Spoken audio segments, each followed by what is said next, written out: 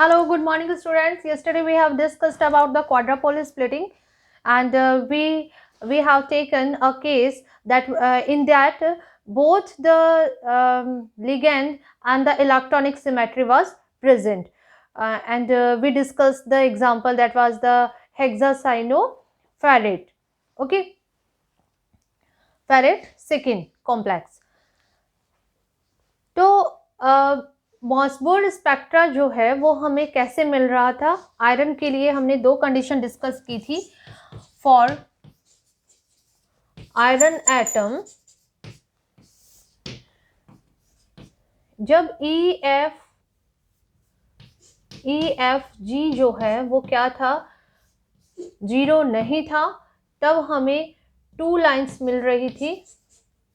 2 lines means 2 signal. Okay, और जब EFG जो है वो क्या था, 0 था, तो उस कंडीशन में हमें कोई भी स्प्लिटिंग नहीं हुई थी और हमें 1 लाइन मिली थी. और कैसा सिग्नल था? 1 सिग्नल मिल रहा था. ठीक है, तो ये जो है आयरन एटम के लिए हमने दो कंडीशन देखी थी. Now we are taking next case second. Okay, when electric field, or we can say electronic structure, is symmetrical. When electronic symmetry is present but ligand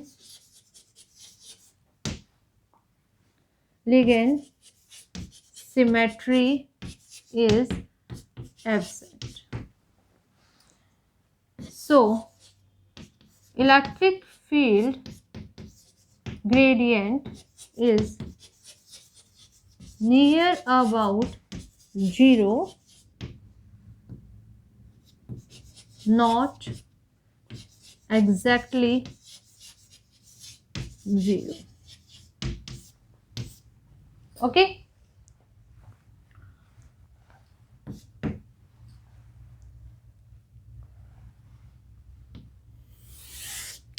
जब क्या है, इलेक्ट्रॉनिक सिमेट्री प्रेजेंट है.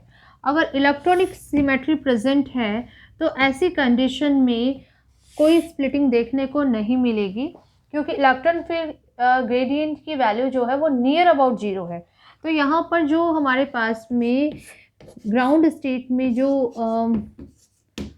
एक लाइन ही देखने को मिलेगी. ठीक है, इस लाइन की कोई भी 1/2 वाला आई की वैल्यू जो थी यहाँ पर क्या थी, हाफ थी, तो इसकी कोई भी स्प्लिटिंग नहीं होगी. ठीक है, सेकेंड जो होता है, अब हमारे पास में क्या है, I = 3/2. तो ये लाइन जो है यहाँ पर क्या है, लिगेंड्स जो है अनसिमेट्रिकल है.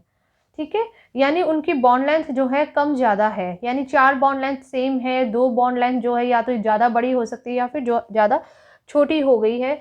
मतलब जो बाकी के जो 4 लिगेंड्स जो हैं, जो कि स्क्वायर प्लेनर में हैं, एक प्लेन के अंदर जो 4 लिगेंड्स जो हैं, इस तरह से इनकी बॉन्ड लेंथ तो सेम है, लेकिन जो दो बॉन्ड्स जो हैं, जो अबव द प्लेन और बिलो द प्लेन जो हैं, उनका साइज चेंज हो सकता है. तो ऐसी कंडीशन में इलेक्ट्रिक फील्ड ग्रेडियंट की वैल्यू जो है वो क्या होगी, नियर अबाउट 0 हो जाएगी. 0 तो नहीं होगी, तो यानी इस लाइन की स्प्लिटिंग होगी, लेकिन यहाँ पर इस लाइन की स्प्लिटिंग जो है बहुत ही कम होगी. देखो इस तरह से, तो ये बनेगा +½ और ये बन जाएगा +3/2 की लाइन बन जाएगी यहाँ पर. ठीक है, तो 2 लाइन तो बन गई हैं, लेकिन क्या है, ये नियर अबाउट सेम एनर्जी की है. ये दिखाने के लिए आपको थोड़ा सा बीच में मैंने गैप रखा है, और एक्चुअली तो क्या हो जाता है, ये लाइंस जो हो जाती हैं इनके अंदर एनर्जी गैप बहुत ही कम होता है. ठीक है, तो इस तरह से माइनर से स्प्लिटिंग होती है और हमें जो सिग्नल मिलेगा वो ऐसा एक ब्रॉड पीक की शेप में मिलेगा.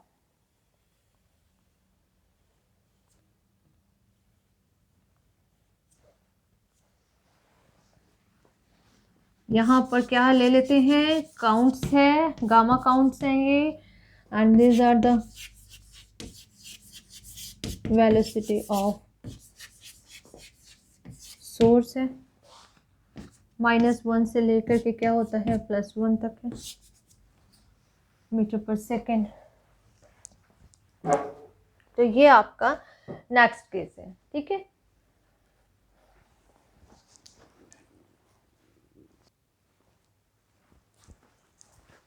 नाउ द थर्ड केस,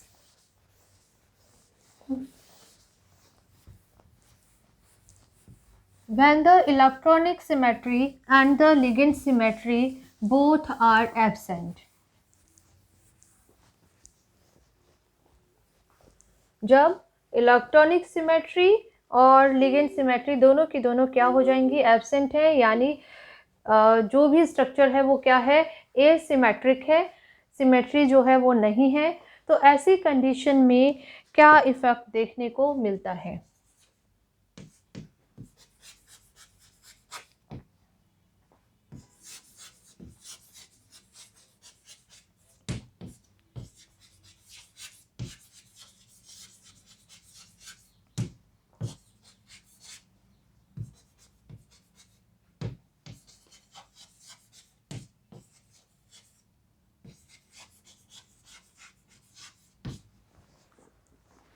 तो एब्सेंट है, इसका मतलब है इलेक्ट्रिक फील्ड ग्रेडियंट की वैल्यू जो है वो 0 से बहुत ज़्यादा होगी, ठीक है। एक बात तो ये, और अगर हमारे पास में लिगेंड जो है वो कैसा लिगेंड प्रेजेंट हो, स्ट्रॉन्ग लिगेंड प्रेजेंट है, like as the strong ligand क्या होगा, that is the strong sigma donor and pi acceptor ligand अगर प्रेजेंट है, like as the carbonyl NO, तो ऐसी कंडीशन में भी क्या हो जाएगा, इलेक्ट्रिक फील्ड ग्रेडियंट की वैल्यू जो है वो 0 से बहुत ज़्यादा होगी, ठीक है।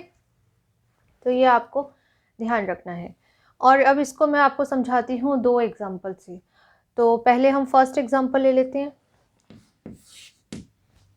वैसे तो दोनों एग्जाम्पल अगर पैरेलल लें तो ज़्यादा आपको अच्छे से समझ में आएगा, आप इसको नोट कर लीजिए पहले।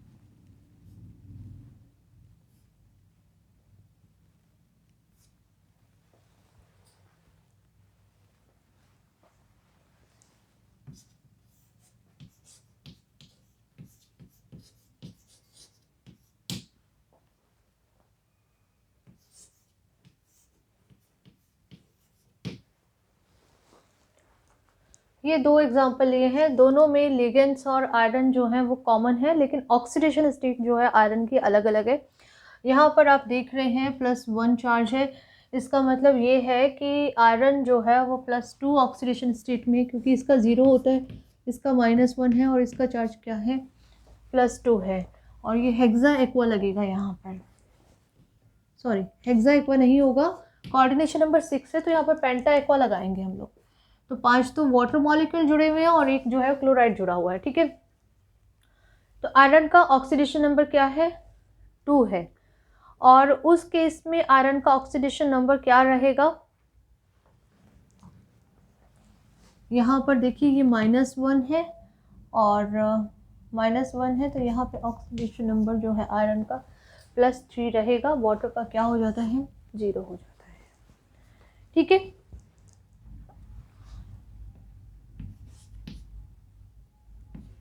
आयरन आयरन 26, जैसा अभी आपको बताया था, +2 के लिए इसका इलेक्ट्रॉनिक कॉन्फ़िगरेशन लिखना है तो क्या हो जाएगा, 3d6 4s0 हो जाएगा। ओके, तो 3d6 4s0 है। और लिगेंड जो है हमारे पास में क्या है, अभी आपको मैंने बताया था लास्ट क्लास में कि जो वाटर है, chloride, fluoride, bromide, iodide, all are the weak ligand. तो ये सभी के सभी वीक लिगेंड्स हैं। और वीक लिगेंड्स हैं तो अब आयरन का इलेक्ट्रॉनिक कॉन्फ़िगरेशन कैसे स्टेट में देखेंगे, हाई स्पिन में जाएगा ये। तो सबसे पहले इलेक्ट्रॉन्स किस में फिल हो जाएंगे, T2G में, और फिर होंगे Eg में। तो यानी इलेक्ट्रॉनिक कॉन्फ़िगरेशन हो जाएगा T2G4 एंड Eg2। ठीक है, तो अब आप देख सकते हैं कि इलेक्ट्रॉनिक कॉन्फ़िगरेशन जो है वो क्या है, एसिमेट्रिक है। So in this example both symmetry are absent. Both electronic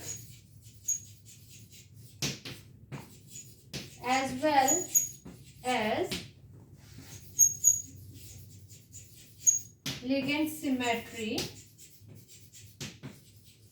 are absent. So electric field gradient की वैल्यू क्या हो जाएगी, it is much greater than 0. Okay, so the electric field gradient जो है वो क्या हो जाएगा, 0 से बहुत ज्यादा हो जाएगा। और 0 से जब बहुत ज्यादा हो जाएगा तो इस केस में क्या हो जाएगा, स्प्लिटिंग हो जाएगी। तो स्प्लिटिंग कैसे होगी, वैसे ही होगी जैसे पहले हमने फॉर्मूले से कैलकुलेट किया हुआ है, I+12। तो देखिए ये जो है क्या है, ग्राउंड स्टेट है, ये +12 की वैल्यू है, और ये जो है क्या है, 3/2 है, किसकी वैल्यू है, ये I=2 है। ये जो है हमारी क्या है, एक्साइटेड स्टेट है, and this is the ground state. ठीक है, तो एक्साइटेड स्टेट में जब हम कैलकुलेट करेंगे तो हमारे पास में एक लाइन ही आएगी, तो एक लाइन आ रही है। और 3/2 के लिए जब कैलकुलेट करते हैं तो ये लाइन जो है 2 लाइन के अंदर स्प्लिट हो जाती है, वैल्यू जो है वो हमारी 2 आएगी। और दोनों के दोनों जो है वो क्या है, अनसिमेट्रिकल है, या फिर मैं बोल सकती हूँ एसिमेट्रिकल है। और एसिमेट्रिकल है तो इसलिए यहाँ पर एनर्जी डिफरेंस जो है इन लाइंस में बहुत ज़्यादा रहेगा। तो इसलिए यहाँ पर ट्रांजिशन की 2 पॉसिबिलिटी बनती है, ग्राउंड स्टेट से एक्साइटेड स्टेट में 2 तरह से ट्रांजिशन हो पाएगा। तो यानी जो हमें सिग्नल जो मिल रहा है, मॉसबर्ग सिग्नल जो है वो 2 लाइंस का होगा।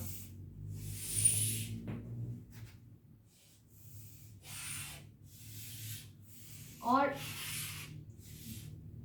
लिगेंड और इलेक्ट्रॉनिक सिमेट्री दोनों ही एब्सेंट है, तो दोनों सिग्नल के बीच में डिफरेंस भी जो है वो बहुत ज्यादा होगा। ठीक है, अब हम देखते हैं नेक्स्ट एग्जांपल। इस एग्जांपल में आयरन का ऑक्सीडेशन नंबर जो है वो क्या है, +3 है।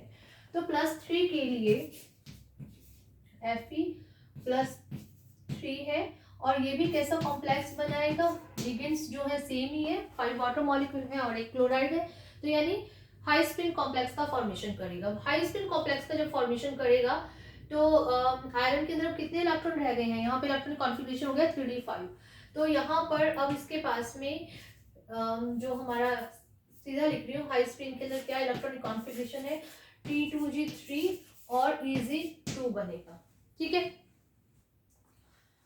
तो T2G3 और Eg2 जो है वो आयरन +3 का हाई स्पिन इलेक्ट्रॉनिक कॉन्फ़िगरेशन है। तो ये जो है दोनों के दोनों क्या है, हाफ फिल्ड है। तो मैं क्या बोल सकती हूँ, there is electronic symmetry is present but ligand symmetry is absent. So I can write here in this example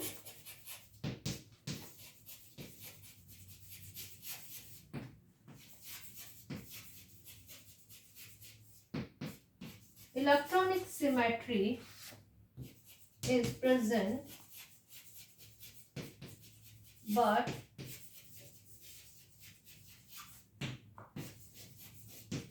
ligand symmetry absent।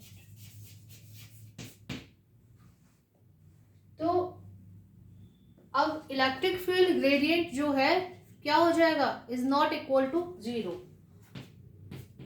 So electric field gradient जो है वो 0 नहीं होगा, यानी 0 से कुछ ज़्यादा होगा, लेकिन इतना ज़्यादा नहीं होगा जितना कि इस वाले केस में हुआ था। ओके, तो स्प्लिटिंग यहाँ पर भी देखने को मिलेगी क्योंकि इलेक्ट्रिक फील्ड ग्रेडियंट जो है वो क्या है, 0 नहीं हुआ है।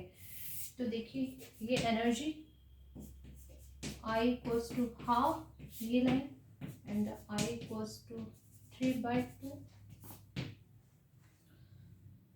और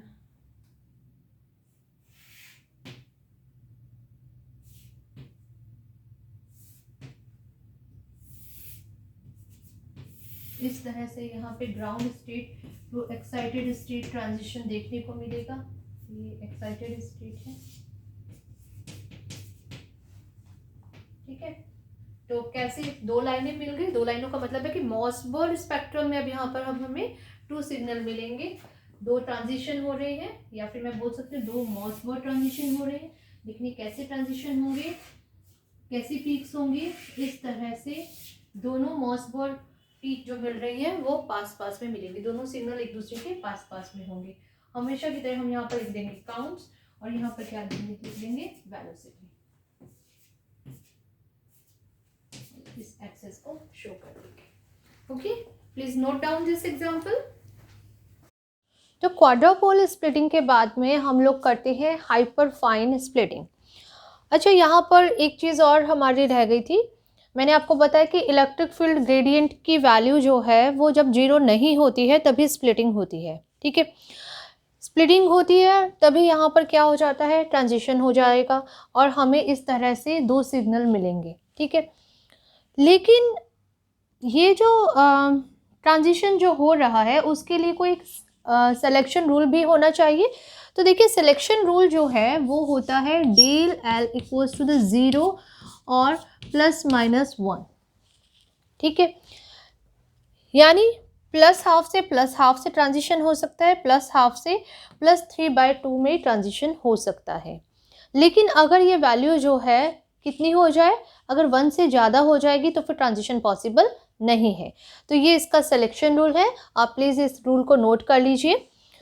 अब हम लोग स्टार्ट करते हैं हाइपरफाइन स्प्लिटिंग और दिस जीमान इफेक्ट। तो देखिए जीमान इफेक्ट जो है आप लोगों ने पढ़ा हुआ है कि जब मैग्नेटिक फील्ड लगाया जाता है, एक्सटर्नल मैग्नेटिक फील्ड अप्लाई किया जाता है, तो जो इलेक्ट्रॉनिक एनर्जी लेवल्स जो होते हैं वो डिजनरेट हो जाते हैं, उनकी डिजनरेसी डिस्टर्ब हो जाती है। डिजनरेट तो ऑलरेडी रहते ही हैं, वो क्या होगा, उनकी डिजनरेसी डिस्टर्ब हो जाती है, यानी कि सेम एनर्जी के होते हैं फिर बाद में क्या हो जाते हैं, स्प्लिट हो जाते हैं। तो ठीक उसी तरह से भी न्यूक्लियस के अंदर न्यूक्लियर एनर्जी लेवल्स होते हैं। आप लोगों ने ज़्यादातर इलेक्ट्रॉनिक केमिस्ट्री ही पढ़ी है। न्यूक्लियर केमिस्ट्री जो है न्यूक्लियर फिजिक्स से रिलेटेड है, तो केमिस्ट्री में हमने इतना इसको स्टडी नहीं किया है, लेकिन अब जो इसका ब्रीफ इंट्रोडक्शन जो आ रहा है उसके अंदर हम सिर्फ बात कर रहे हैं न्यूक्लियर एनर्जी लेवल की, और इन्हीं की बात करेंगे हम NMR में और NQR में, ठीक है। तो ज़्यादा डीपली नहीं जा रहे हैं हम सिर्फ बात कर रहे हैं कि जो न्यूक्लियस के अंदर न्यूक्लियर एनर्जी लेवल्स जो होते हैं वो भी डिजनरेट होते हैं, यानी सभी की एनर्जी सेम होती है। लेकिन जब कभी एक्सटर्नल मैग्नेटिक फील्ड अप्लाई किया जाता है तो उनकी डिजनरेसी डिस्टर्ब हो जाती है, और जब डिजनरेसी डिस्टर्ब हो जाएगी तो उस कंडीशन में नंबर ऑफ स्प्लिटिंग लाइंस जो हैं वो डिफरेंट होंगी, और हम उसे डिफरेंट फार्मूले से कैलकुलेट करेंगे। मतलब कि एक्सटर्नल मैग्नेटिक फील्ड लगाने से स्पेक्ट्रम में और भी कई फाइनर लाइंस देखने को मिलती हैं, और इसीलिए इस स्प्लिटिंग को हम हाइपर फाइन स्प्लिटिंग कहते हैं। ओके,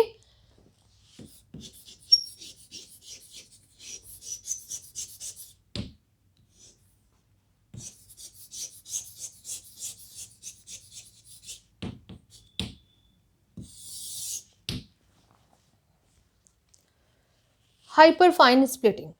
तो हाइपर फाइन स्प्लिटिंग में भी सिलेक्शन रूल जो है हमारा क्या रहेगा, del L equals to the 0 और प्लस माइनस 1 ही रहेगा, 2 नहीं हो सकता, सिर्फ यही इसकी लिमिटेशन है। यहाँ पर भी इलेक्ट्रिक फील्ड ग्रेडियंट जो है वो नॉट इक्वल्स टू 0 होगा। कैसे हो रहा है देखिए,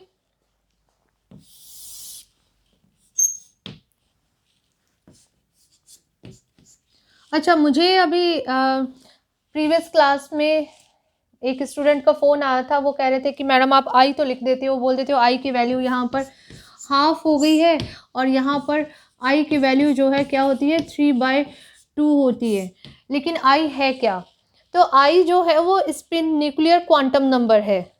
आई क्या है, what is the I, I is the spin nuclear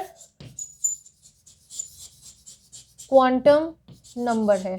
तो ये बहुत अच्छा क्वेश्चन था, आप लोग पूछ लिया कीजिए, जो भी आपको कोई भी चीज़ समझ में ना आए, चाहे वो छोटी सी क्यों ना हो, लेकिन अपने कंसेप्ट को क्लियर कर लीजिए।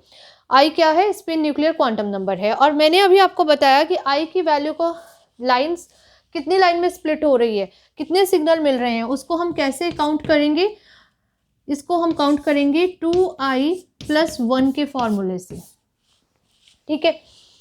तो यहाँ पर ग्राउंड स्टेट है, this is the ground state, और ये जो है एक्साइटेड स्टेट है। एक्चुअली जो एक्साइटेड स्टेट जो है इस तरह से ये 4 लाइंस की बनी हुई होती है, ठीक है, लेकिन ये हमें एक ही लाइन दिखती है, जैसे कि मैंने पहले आपको बताया था, तो वहाँ पर मैंने एक एक लाइन ही बनाई थी। एक्चुअली ये क्या होता है, बहुत पास पास वाली 4 लाइंस का एक ग्रुप होता है। तो क्या होगा, जब एक्सटर्नल अप्लाइड मैग्नेटिक फील्ड होगा तो उसकी प्रेजेंस में आई की वैल्यू हाफ है। तो देखिए यहाँ पर ये लाइन जो है 2 लाइंस में स्प्लिट हो जाएगी। जो ग्राउंड स्टेट की लाइन जो है ये 2 लाइंस के अंदर स्प्लिट हो जाएगी, ठीक है। एक हो जाएगी -½ और एक हो जाएगी +½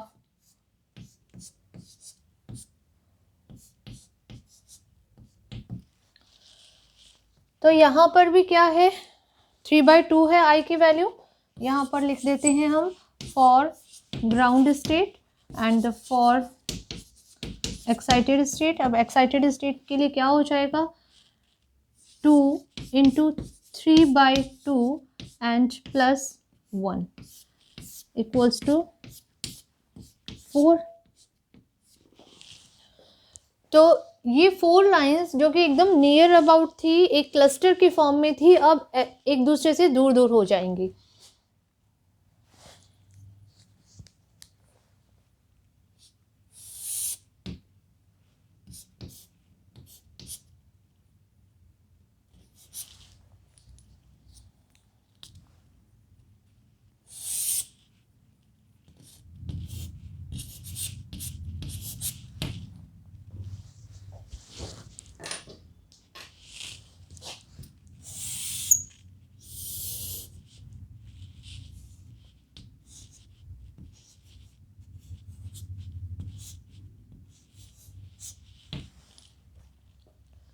ठीक है,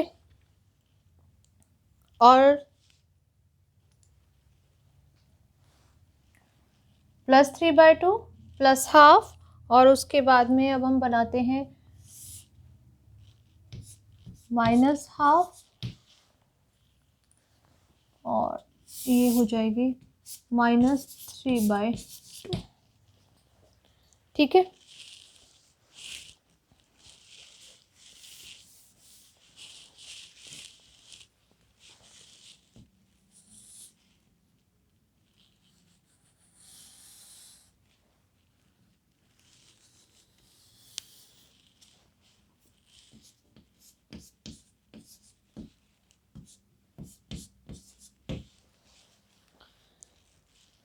तो देखिए +½ से +3/2 में ट्रांजिशन पॉसिबल होगा, +½ to +½ का ट्रांजिशन पॉसिबल होगा, +½ to -½ ट्रांजिशन पॉसिबल होगा, ठीक है, अकॉर्डिंग अवर सिलेक्शन रूल।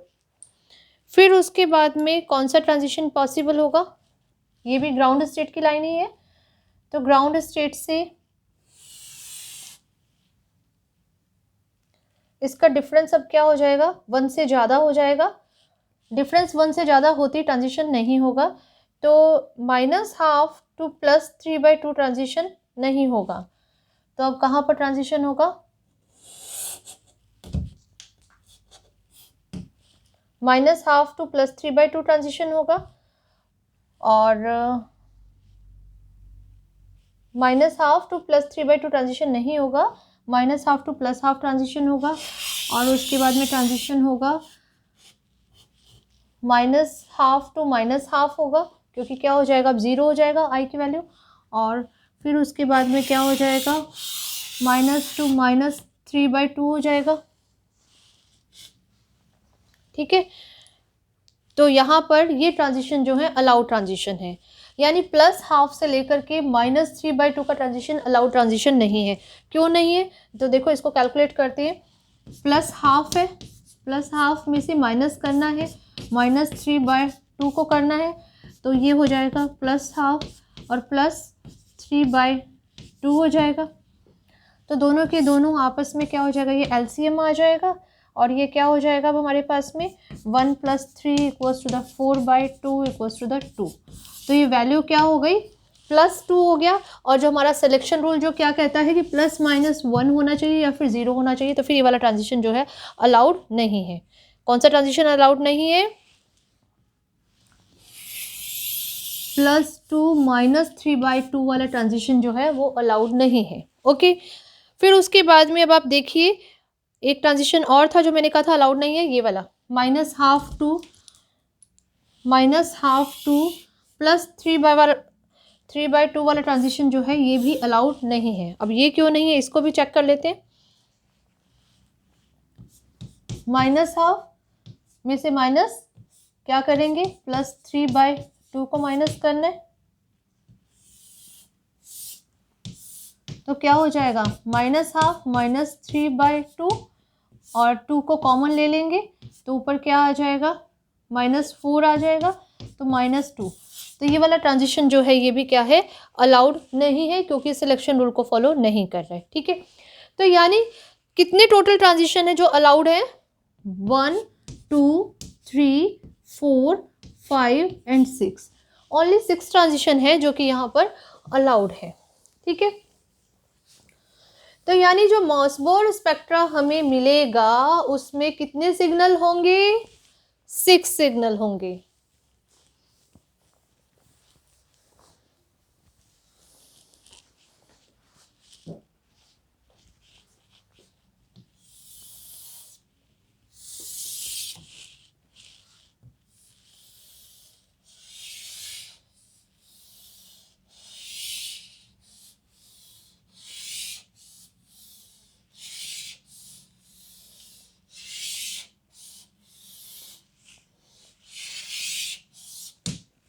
और जैसे आप लिखते आए हैं वैसे ही लिखेंगे। OY एक्सेस जो क्या है हमारा काउंट्स है, इंटेंसिटी काउंट है।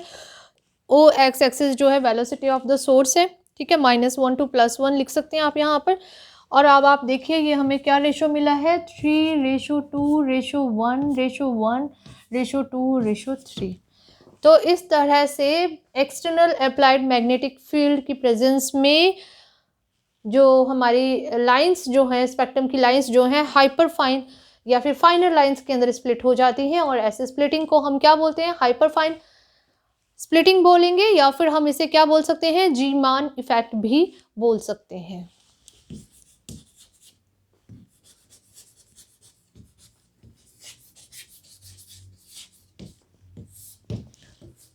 Okay, thank you students.